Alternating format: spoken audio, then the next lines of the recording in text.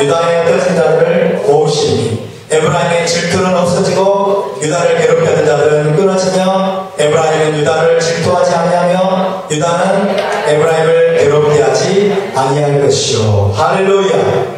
에브라임과 유다 간의 질투와 증오와 서로 괴롭히는 것들이 완전히 사라질 것이라고 말씀하십니다. 메시아께서 오셔가지고 열방의 깃발을 세우고 에브라임의 쫓겨난 자들, 유다의 쫓겨난 자들을 이스라엘 땅으로 모으실 때 한 집이 되게 하실 때 여러분 서로 갈등하고 반복하고 시기하고 증오하는 그 모든 일들이 완전히 사라지게 될 것입니다. 완전한 사랑 가운데 여러분 온 이스라엘이 한 집으로 회복될 것을 믿으시기 바랍니다.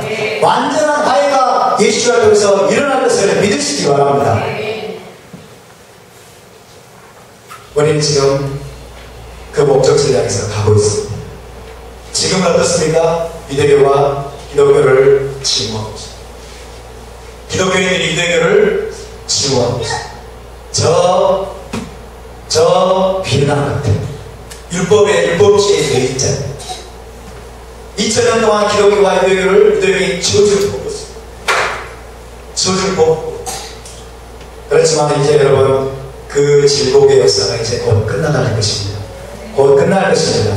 예수께서 오실 것입니다. 요셉이 오실 것입니다. 할렐루야. 요셉을 통해서 완전한 화해가 일어날 것입니다. 아멘. 이 두 집의 연합과 화해의 지역이 누굽니까? 바로 요셉입니다. 이 두 집을 여러분 이스라엘 12지파를 완벽하게 연합하게 하고 화해하게 하는, 그래서 구속의 완성을 이루는 주역이 바로 요셉이라는 것을 오늘의 토라 포션이 우리에게 강력하게 증거하고 있는 것입니다. 이 요셉이 바로 우리의 예수와이십니다. 자, 이제 좀 살펴보겠습니다. 37장 3절을 함께 보겠습니다. 시작.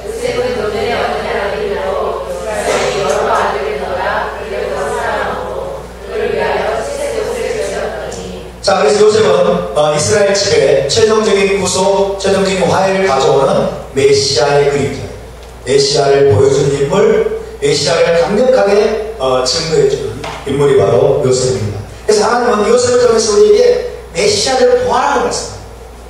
이 요셉을 통해서 메시아를 우리가 발견하라고 말씀하십니다. 메시아를 만나라고 말씀하십니다. 너희에게 메시아가 바로 이런 모습이라고 우리에게 증거해주고 있습니다. 할렐루야.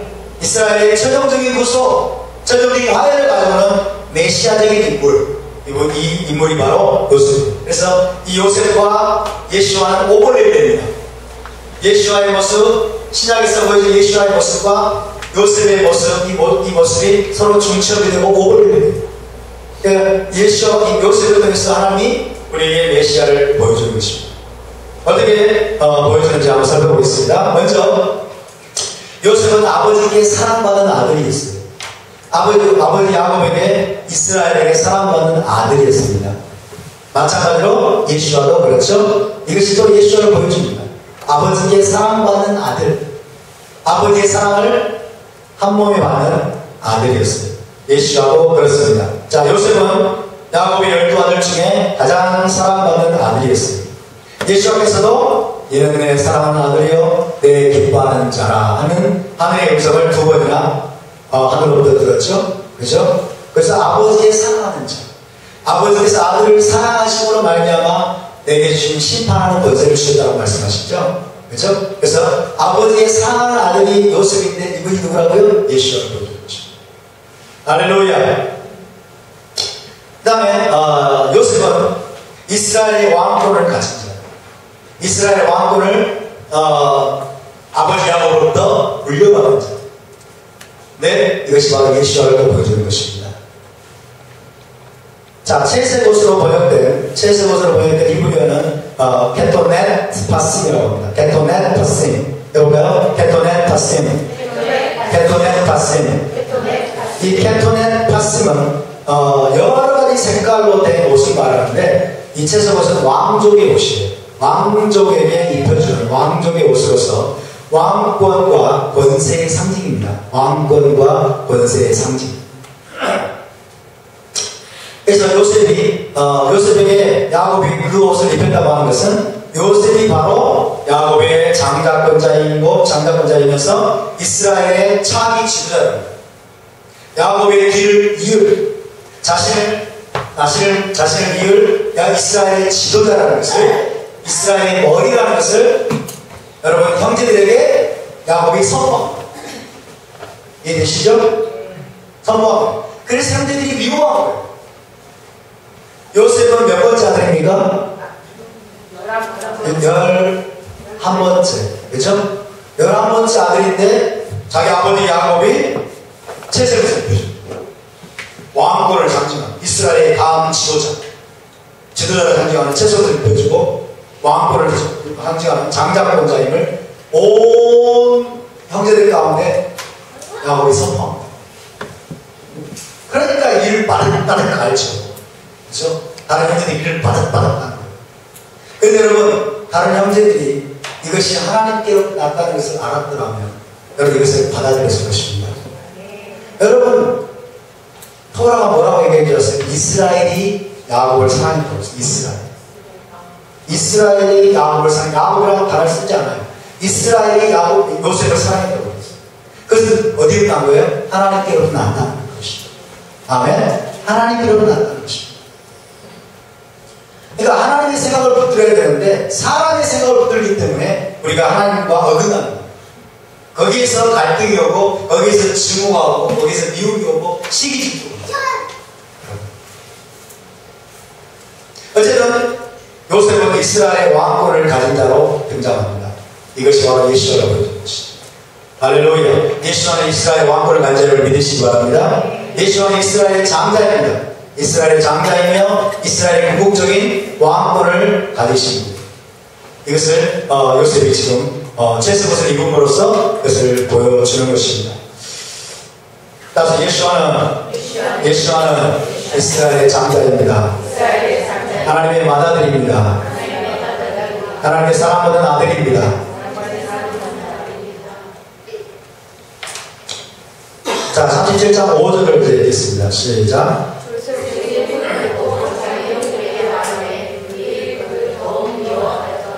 요셉이 꿈을 꾸고 자기 형들에게 말하매 그들이 그를 더욱 미워해요. 요셉의 꿈이 누구에게로부터 왔을까요? 하나님께로부터 왔겠죠. 이 꿈이 하나님께로부터 왔다는 것을 이들이 알았더라면 요셉을 더욱 사랑했겠죠. 막내에 가까운 동생이죠. 그렇죠? 저와 여러분이 하나님의 관점을 가져야 될 줄로 믿습니다. 아멘. 하나님의 관점을 가지게 되면 여러분 다른 사람들이 축복받는 것을 위해서 우리는 더 기뻐해야 되는 것이에요. 아멘. 다른 사람들이 토라가 열려가지고 기뻐하고 이스라엘과 성공을 보면서 시기 질투하면 안 되는 것입니다. 할렐루야. 토라 신학교 막 공부하고 막 토라의 비밀들을 막 저 사람이 알아가는 건데 내 안에 시기 질투가 있는 거예요.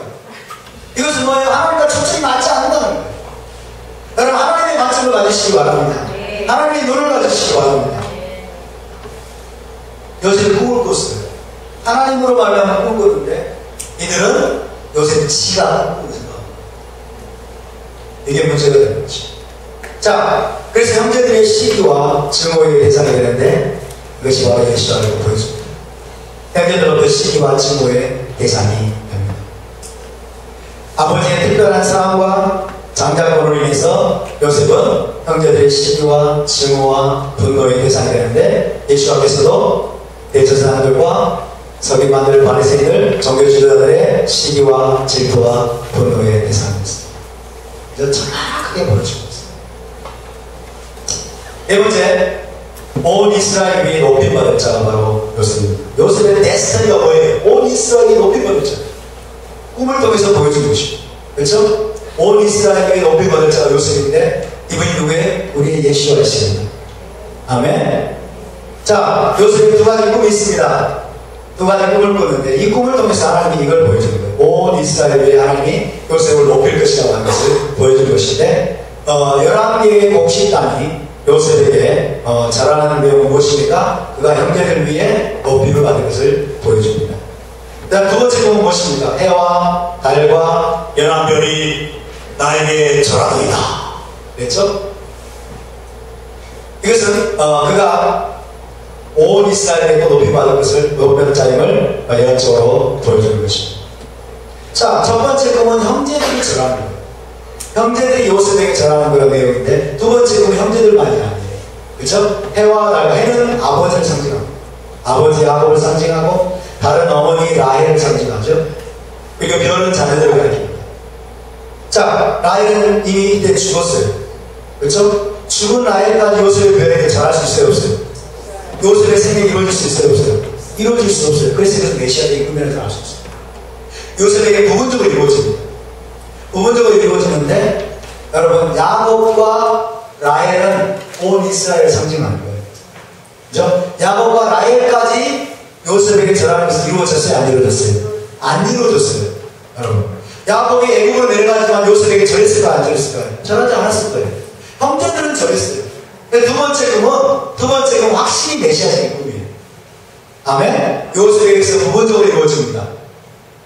그래서 온 이스라엘이 결국 예수와께 엎드려 절하게 될 것을 보여주는 꿈이 두 번째 꿈인데, 요셉은 자기 꿈인 줄 알았어요. 그렇죠? 자기 꿈인 줄 알았어요. 그래서 자기 아버지 야곱이 뭐라고 했어요? 뭐라고? 내 어미와 내 아비가 너에게 절하게 될 거라고? 그러면서 꾸짖었죠? 그렇지만은 야곱은 이것을 마음에 두었다는 것입니다. 야곱은 이것을 알았어요. 이게 뭔지. 마음에 두었다는 것을 여러분 다르게 번역하면 야곱은 이것을 기다렸다. 야곱은 이것을 안 막힌다. 이때가 오기를 안 막힌다. 이것이 메시아적인 꿈인 줄을 야곱은 영적인 통찰을 가지고 알았다. 할렐루야. 죽은 라헬이 어떻게? 라헬과 야곱은 이스라엘을 상징합니다. 온 이스라엘이 메시아에게 절하게 될 것을 그때가 오기를 야곱은 알아듣고 갈망하고 기다립니다. 할렐루야. 저와 여러분도 그때를 기다리시길 바랍니다. 온 이스라엘이 그분 앞에 엎드려 절하게 될 것입니다. 아멘. 자, 30장 13절을 읽겠습니다. 시작.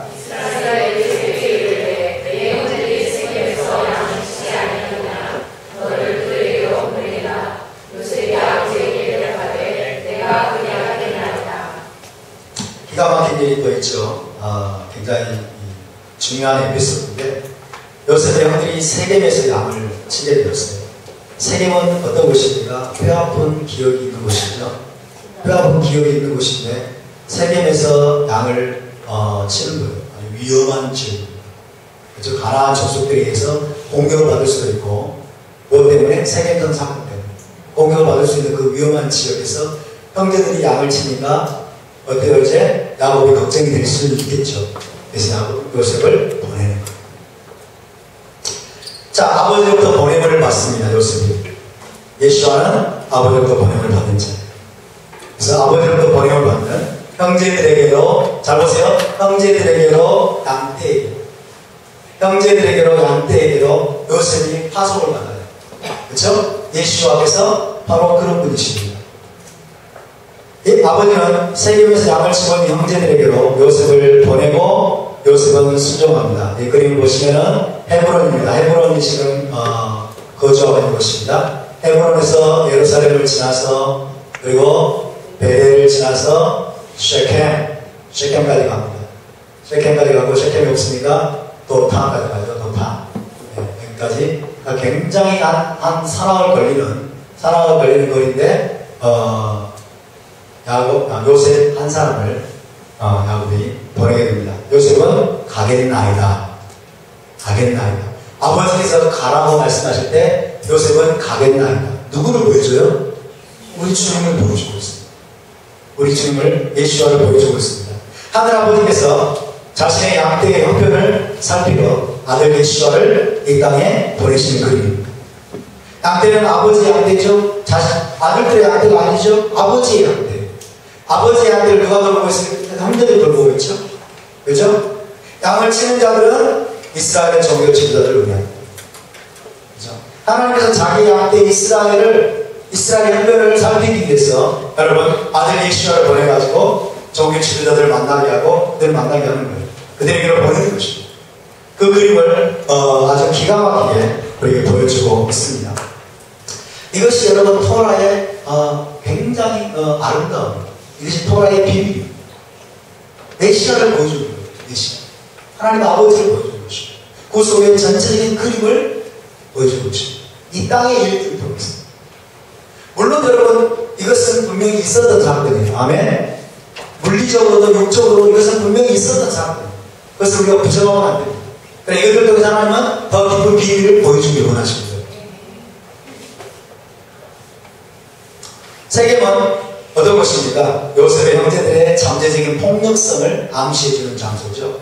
그렇죠? 르우벤과 시몬이 앞장서가지고 할례받은 자들을 세겜 주민들을 다 죽여버렸어요. 얼마나 잔인한 일이에요. 그렇죠? 근데 그 세겜으로 지금 요셉이 파손받는 거예요. 뭔가 지금 암시가 있는 거예요. 그렇죠? 뭔가 주는 메시지가 있는 거예요. 뭔가 일이 터질 것을 여러분 우리에게 이 토라는 가르쳐주는 거예요. 일이 터질 것을.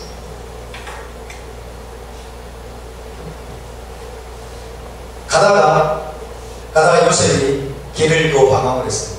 길을 잃고 방황하다기보다도 어때요? 세겜에 도착했는데 형제들이 없는 거예요. 형제들이 없으니까 토라는 그냥 길을 잃고 방황했다고 했는데 요셉이 형제들을 찾는 거예요. 형제들이 찾아요. 있어야 될 자리에 형제들이 없는 거예요. 양떼들이 있어야 될 자리가 없는 거예요. 이게 뭐예요? 잃어버린 양떼들. 하나님의 잃어버린 양떼들을 보여줍니다. 그러니까 요셉이 길을 잃은 것은 사실은 뭐예요? 양떼를 잃어버린 거예요. 양떼를 잃어버린 거예요. 세계에서 너무 많아요. 네, 이스라엘 양떼들이 길을 잃어버린 거예요. 이스라엘 양떼들이 길을 잃어버린 거예요. 이스라엘 종교 지도자들이 양떼들을 엉뚱한 곳으로 데려가거든요. 그렇죠? 1세기 종교 지도자들이 이스라엘 양떼들, 하나님 양떼들을 엉뚱한 곳으로 데려갔다는 것을 암시해줍니다. 여기서 만약에 여러분 요셉이 돌아갔더라면 어떻게 됐을까요? 이런 비극적인 역사가 없었겠죠. 노예로 팔려가는 역사도 없었겠죠. 그렇죠? 세계에서 못 찾고 다시 아버지로 돌아갔다면 여러분 이런 비극적인 역사가 없었을 것입니다. 그렇죠? 그러나 돌아가지 못하도록 한 사람이 그를 만납니다. 한 사람이 그를 만나서 마치 모든 성을 다 아는 것처럼 도담으로 왔다 같이. 그 사람이 누구인가요? 그 사람이 유대인들은 천사 가브리엘.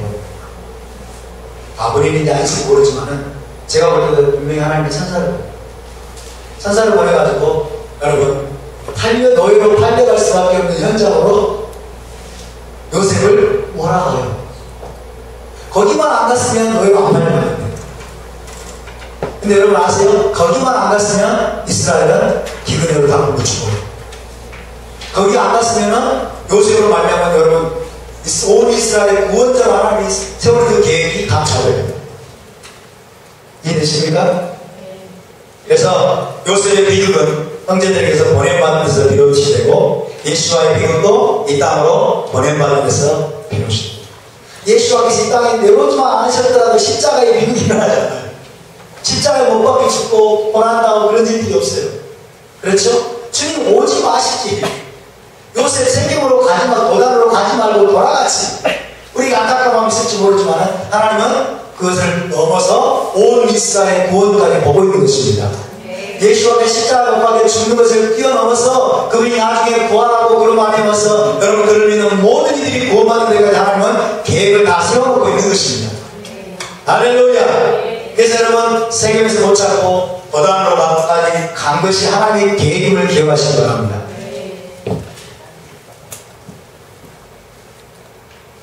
드디어 이제 도단으로 가게 됩니다. 도탄이라고 합니다. 도탄은 두 개의 우물이다 그런 뜻이에요. 이름이 두 개의 우물. 그래서 우물 속에 빠지게 되죠. 도단에 가가지고 37장 18절에서 20절을 함께 읽습니다. 시작.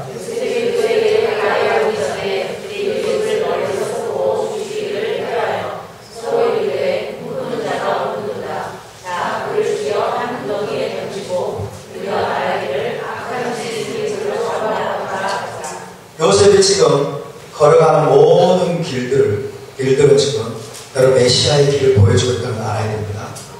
요셉의 여정, 요셉의 걸음, 요셉이 가는 모든 과정들을 통해서 하나님이 계속해서 우리에게 예수와를 보여주고 있어요. 예수와 우리가 만나야 됩니다. 아멘. 우리 그 예수를 도와야 됩니다. 여섯 번째로 요셉은 형제들의 배반을 당하고 형제들에게 배반당하고 버림받게 되고 그리고 죽임을 당하고 이것이 또한 예수와의 모습입니다. 요셉의 형제들은 시기와 증오심으로 인해서 그를 죽이기를 꾀합니다. 죽이기를 꾀 실상은 죽인 것과 똑같아요. 죽인 것이랑 다름이 없어요. 그렇죠? 뭐라고 그랬어요? 사도 요한은 미워하는 것이 뭐라고요? 형제를 미워하는 것이 살인하는 것이라고 그러죠. 그렇죠? 그러니까 이미 이 형제들은 요셉을 죽인 거예요. 요셉을 이미 죽인 것이랑 똑같아요. 그러니까 형제들이 배반을 당하고 형제들에게 배반당하고 버림받고 형제들에게 죽임을 당한 요셉의 모습은 예수와의 모습을 우리에게 보여주고 있다는 것입니다. 자, 1세기 정교 지도자들 역시 시기와 증오심으로 말미암아 예수와를 죽이기를 꾀하고 결국 십자가에 못 박아 죽였습니다. 자, 18절을 보세요. 요셉이 멀리서 보고 오는 것을 보고 죽이기를 꾀해요. 그렇죠? 요셉을 죽이기를 꾀해요. 1세기 사두개인들과 그 다음에 일부 바리새인들과 서기관들이 모여가지고 죽이기를 꾀했어요. 어떻게 이렇게 똑같은지 몰라요.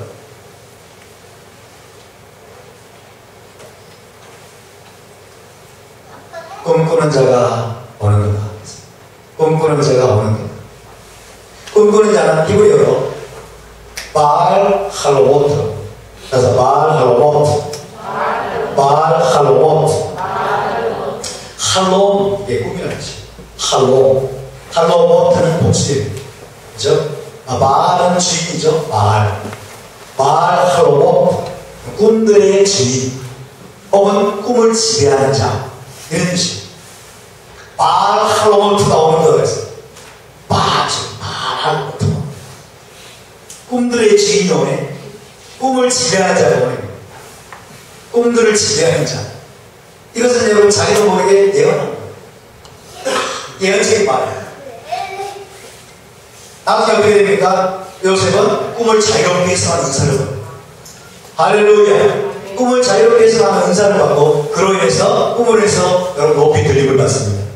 그러니까 이들이 무십결에 비꼬듯이 내뱉던 이 바알 할로모트가 여러분 예언이 되어버려요. 꿈들의 주인, 꿈을 지배하는 자, 바알 할로모트가 르우벤은 죽이기를 반대합니다. 르우벤은 죽이기를 반대하고 죽이지 말고 피를 흘리지 말자. 그래가지고 우물에 던지죠. 우물에. 르우벤이 왜 반대했을까요? 장자로서 야곱에게 잃어버린 신뢰를 회복하고자 하는 절박함이 있었어요. 이 르우벤이 반기를 했죠. 야곱에게. 그죠? 야곱의 첩인 빌하와 동침했어요. 빌하와 동침한 것이 어떤 의미인지를 말씀드렸습니다. 그죠? 완전히 장자로서 모든 신뢰를 다 잃어버렸어요. 이제 장자로 대상적인 열애. 근데 서열상으로는 장자예요. 그러니까 이것이 신뢰를 회복하고자 하는 절박함을 가지고 나중에 몰래 형제들 몰래 아버지대로 돌리기 위해서 그렇게 했죠. 그러나 성공했으니까 어땠습니까? 실패로 돌아갔죠. 그렇죠? 르우벤의 이 계획과 이 시도가 실패로 돌아갔어요. 그 말은 무엇을 우리에게 얘기해 줄까요? 무엇을 우리에게 얘기해 줄까요? 르우벤의 리더십이 통하지 않는 11명의 형제들 가운데 르우벤의 리더십이 이미 통하지 않고 있어요. 유다가 밥을 먹다가 이스마엘 상인들이 오는 것을 보면서 유다가 제안을 합니다. 유다의 머리에서 나와요.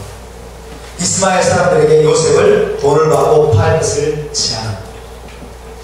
예수와를 파는 자가 누굽니까? 예후다죠. 그렇죠? 예수께서 돈으로 팔아 넘겨졌으며 이방인들의 손에 넘겨져서 죽임을 당했어요. 지금 이방인들의 손에 넘기는 이방인들의 손에 넘기는데 여러분 야곱의 관점에서 이거예요. 요셉의 죽음이에요. 요셉은 죽은 거예요. 그러니까 이방인들의 손에 넘겨서 죽게 만든 거죠. 누가? 유다가 주도해가지고 유다가 주도해서 우리가 죽이지 말고 저 이스마엘 상인들에게 팔아버리자. 그러니까 포로가 그 다음에 뭐라고 얘기했어요? 그렇게 말하면 형제들이 듣더라. 형제들이 듣더라.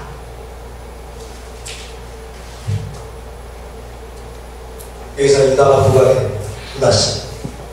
르우벤의 리더십은 통하지 않고 이미 유다의 리더십이 통하는 모습을 보여줍니다. 그래서 요셉, 북왕국 에브라임을 상징하는 요셉의 주된 경쟁자가 유다가 될 것임을 예시해 주고 있습니다. 남왕국 유다, 요셉의 적수, 요셉의 맞수, 요셉의 경쟁자가 예후다가 될 것을 이 토라는 우리에게 또 암시로 보여주는 것입니다. 잘 보이시나요? 이것을 우리가 보아야 됩니다. 자, 무더기에 던져진 것은 먼저 죽음을 상징하죠. 빈 우물인 무더기에 던져진 죽음을 상징하고, 무더기에서 다시 올라온 것은 부활을 상징합니다. 예수와의 죽음과 부활의 그림이 거기에도 나와 있습니다. 자, 37장 31절에서 32절을 함께 읽습니다. 시작.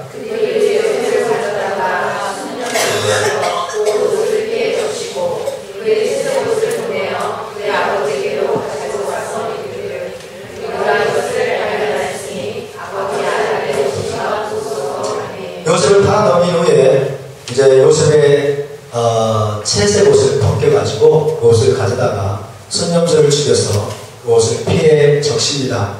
요셉의 옷이 피에 적셔지죠. 요셉의 옷이 피에 적셔진 것이 또한 예수와를 보여줍니다. 요셉의 옷이 그냥 된 것이 아니에요. 이들은 자기도 모르게 지금 영적인 행동을 하고 있어요. 예수와를 보여줍니다. 형제들은 요셉의 옷을 염소 피에 적신 다음에 야곱에게 가져갑니다. 그리고 짐승에게 찢겨 죽은 것으로 위장을 하죠. 짐승에게 찢겨 죽은 것으로 위장하기 위해서 그렇게 하죠. 야곱이 그 옷을 받아들자마자 뭐라고 그랬어요? 정녕 내 아들 요셉이 짐승에게 맹수에게 찢겨 죽었다. 그러면서 통곡하고 금식하면서 위로받기를 거죠. 위로받기를 거죠. 여러분, 토라는요, 그래서 요셉이 피를 흘리고 죽었다가 다시 살아난 후에 거의 20년 뒤에 애굽에서 이스라엘의 구원자로 나타나는 모습을 그리고 있습니다. 그렇죠? 피를 흘리고 죽었습니다. 죽은 거랑 똑같습니다. 근데 사라졌어요. 그리고 20년 뒤에 애굽에서 이스라엘의 구원자로 나타나는 모습을 그리고 있습니다. 요한계시록 19장 11절 13절 보실까요? 시작. 또 내가 하늘 열려서 보니 보라 백마와 그것을 탄 자가 있으니 그 이름은 충신과 진실이다. 그가 공의로 심판하며 싸우더라. 또 그가 베푸린 옷을 입었는데 그 이름은 하나님의 말씀이라 칭하더라. 아멘. 아까 제가 토라는 요셉이 피를 흘리고 죽었다가 다시 살아난다고 말씀드렸어요. 그죠? 죽었어요. 자, 그의 채색옷이 피에 적셔진 것은 그의 죽음을 의미합니다. 그렇죠? 그의 죽음을 의미하는데 그가 구덩이에서 올라왔죠? 그것은 그가 다시 살아난 것을 말해요. 그래서 애굽으로 갔어요. 살아있는 모습으로 20년 동안 살아집니다. 이것은 예수와의 승천을 의미하죠. 그렇죠? 그리고 그 20년 뒤에 다시 나타나서 이스라엘의 구원자가 된 것입니다. 2000년 후에 주님이 오실 것입니다. 아멘. 그분이 다시 오실 것입니다. 요한계시록 보면 예수님이 다시 오시는데 그가 피 뿌린 옷을 입었다는 말씀입니다. 피에 적셔진 옷이에요. 피에 적셔진 옷을 예수님께서 입고 이 땅에 다시 나타나십니다. 그렇죠? 요셉의 옷도 피에 적셔졌고 예수와의 옷도 피에 적셔진 옷입니다. 아멘. 이것이 바로 메시아의 모습을 보여주는 요셉의 모습입니다. 자, 토라에 그려진 두 메시아가 있습니다. 우리가 이 개념을 잘 이해해야 됩니다. 이미 아시는 분들은 또 다시 한번 들으시기 바랍니다. 토라는 메시아의 두 가지 모습을 보여줍니다. 메시아의 이중적인 모습을 보여줍니다. 첫 번째는 마시아크 벤 요셉이라고. 마시아크 벤 요셉. 고난받는 종으로서의 메시아를 토라는 보여줍니다. 고난받는 종, suffering servant. 따라서 마시아크 벤 요셉. 마시아 벤 요셉. 이것이 메시아의 한 가지 칭호예요. 한 가지 칭호. 요셉의 아들 메시아를 칭호. 그래서 토라와 선지서가 그려내고 있는 메시아의 두 얼굴이 있어요. 두 가지 모습이 있어요. 두 가지 칭호가 있어요. 그래서 요셉의 아들 메시아, 이 요셉의 아들 메시아는 고난받는 종이에요. 그래서 여러분, 이것이 왜 고난받는 종으로 나오고 있습니까? 우리가 지금 요셉의 여정을 따라가고 있잖아요. 요셉의 여정은 뭐예요? 고난이에요. 고난과 죽음을 보여줍니다. 그래서 고난받는 종의 모습을 보여주는 것이 바로 요셉의 데스티니예요. 요셉의 아들 메시아에서 마시아 벤 요셉이라는 말이 온 거예요. 따라서 마시아 벤 요셉, 마시아 벤 요셉. 토라 곳곳에서 선지서에서 고난받는 종으로 오실 메시아를 예언하고 있습니다. 이것이 메시아 한 가지 말씀이에요. 이사야서 53장 4절과 5절만 함께 읽어보겠습니다. 시작.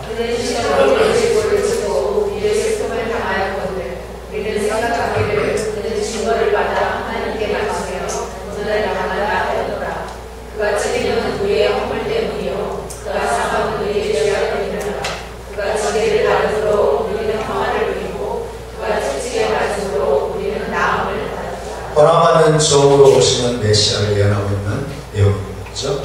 이사야서 53장 대표적으로 고난받는 종으로 오셔서 대신 고난을 당하시고 죽임을 당하실 메시아를 보여주고 있는데, 다른 말로 말하면 마시아 벤 요셉의 모습을 보여주고 있는 것입니다. 그래서 메시아의 한 가지 얼굴은 자기 백성의 죄를 대신하여 고난을 받고 대속적인 죽음을 맛보는 고난받는 종입니다. 아멘입니까? 인간의 근원적인 원수인 죄와 사망과 사탄의 권세로부터 건지시는 메시아의 모습을 보여주는 것입니다. 할렐루야. 다시 한번 마시아 벤 요셉, 마시아 벤 요셉. 두 번째 메시아의 모습은, 두 번째 메시아의 칭호는 마시아 벤 다비드예요. 해봅시다. 마시아 벤 다비드, 마시아 벤 다비드. 이것은 승리하는 왕으로서의 메시아를 보여줍니다. 승리하는 왕, 정복하고 승리하는 왕으로서의 메시아의 모습을 여러분 토라와 선지서 우리 가르쳐주고 있는데, 이것을 함축적으로 요약한 이름이 마시아 벤 요셉, 마시아 벤 다비드, 다윗의 아들 메시아, 다윗의 아들 메시아. 자, 이것도 굉장히 예언하는 내용이 많은데, 먼저 누가복음 1장 32절 성경을 보겠습니다. 시작.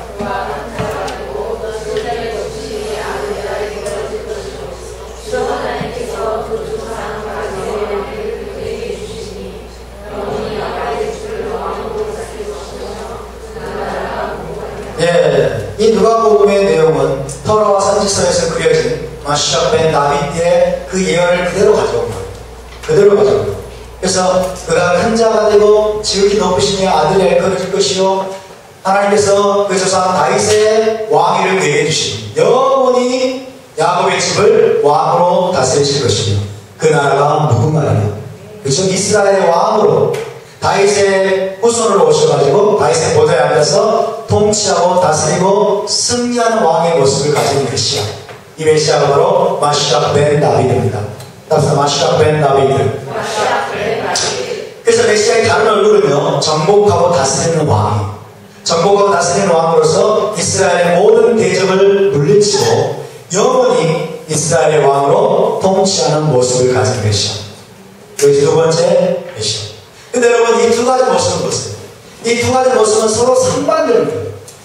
서로 상반되기 때문에 이게 때로는 이해가 안 되는 거예요. 어떤 곳에서는 고난당하고 죽임을 당하는 메시아를 보여주고, 어떤 곳에서는 모든 대적들을 물리치고 정복하고 다스리고 승리하는 메시아의 모습을 보여줍니다. 그래서 여러분, 이것이 혼란을 줍니다. 도대체 메시아는 어떤 분이야? 도대체 메시아는 누구야?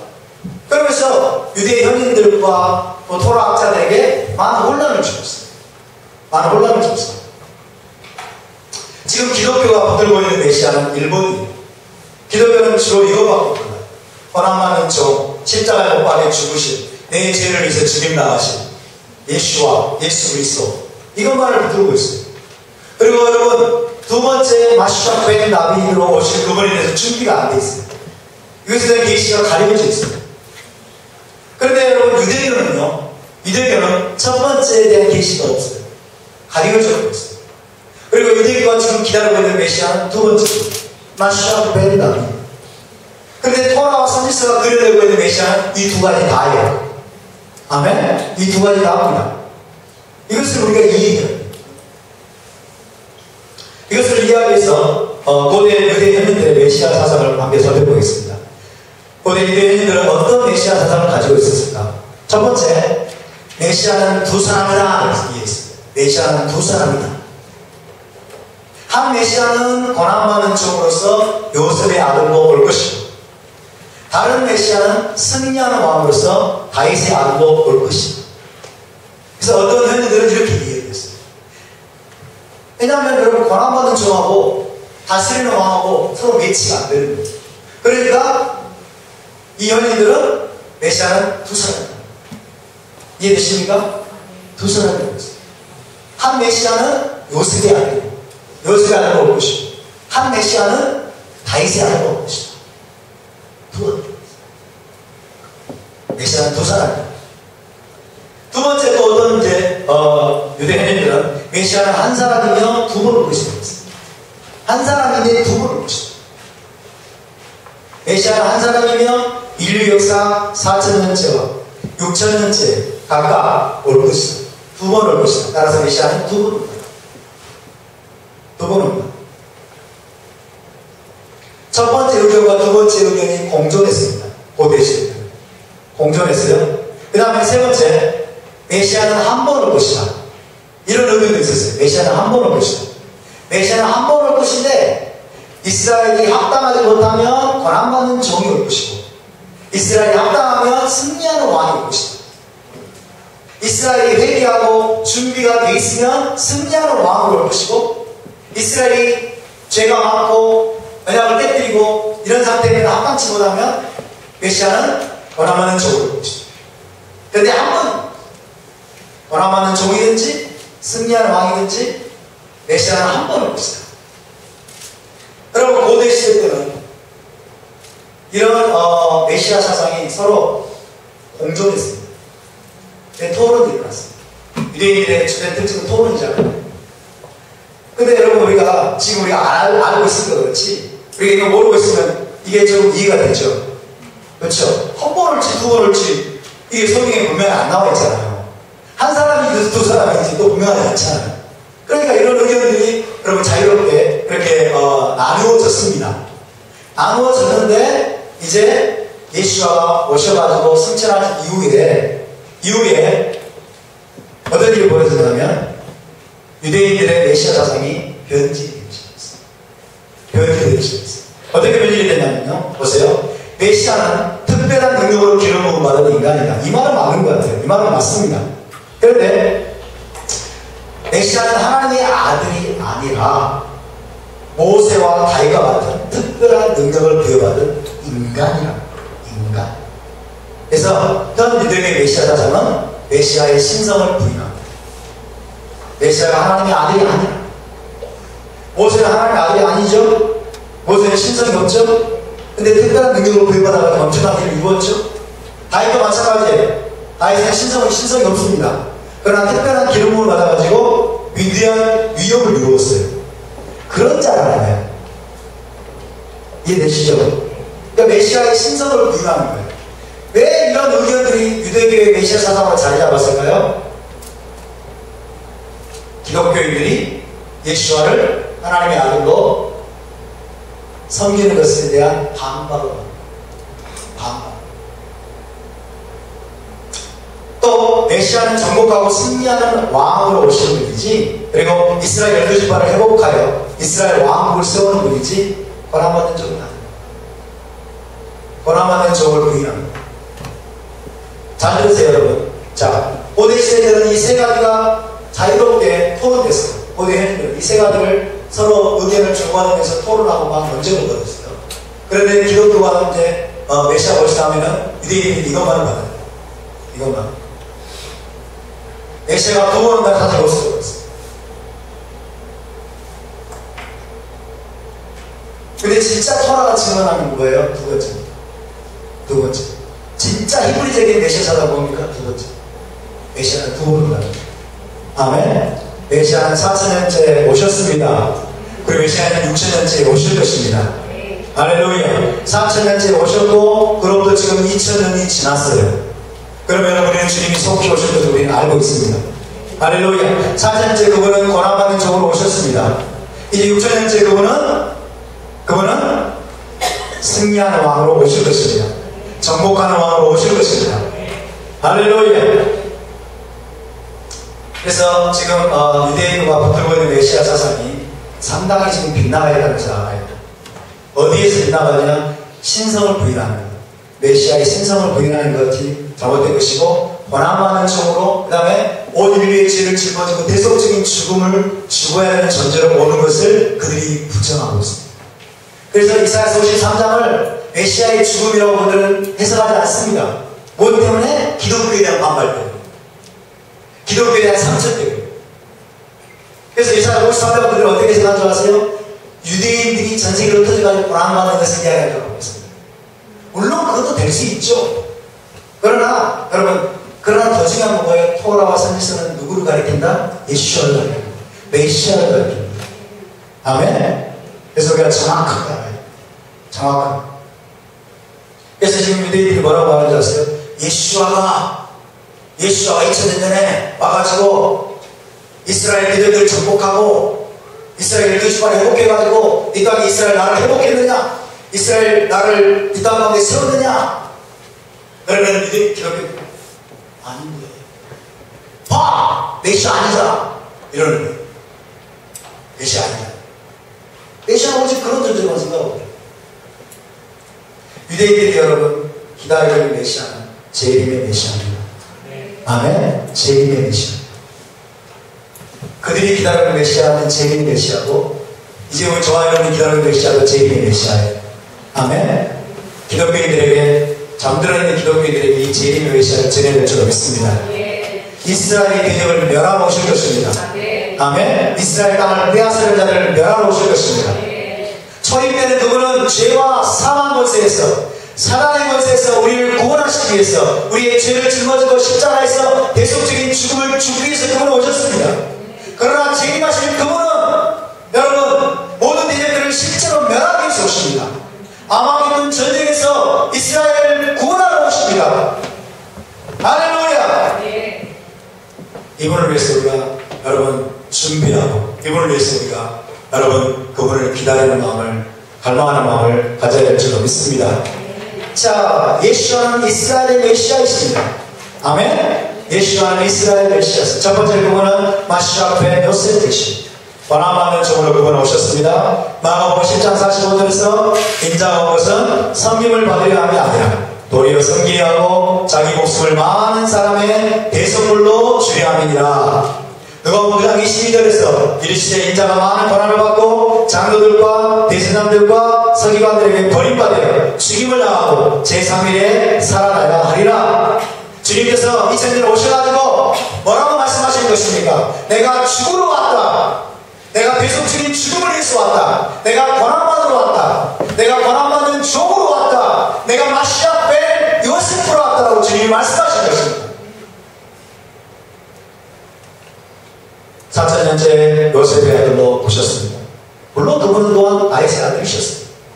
그는 자기 백성을 저희 죄에서 구원하시기 위해서 고난과 죽임을 당하실 메시아로 오셨습니다. 십자가의 죽음과 부활은 메시아 대신의 확실한 표징입니다. 여러분